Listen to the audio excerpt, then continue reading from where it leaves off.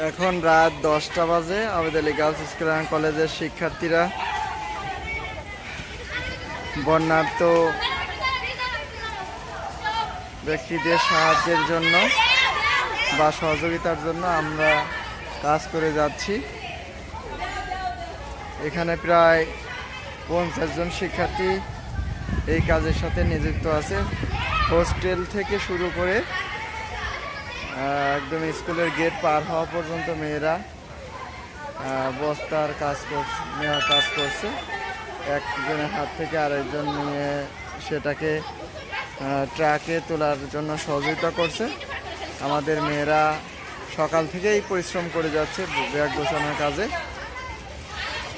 মোটামুটি এখন সর্বশেষ পর্যায়ে মেয়েরা কাজ করছে। আমাদের মেয়েরা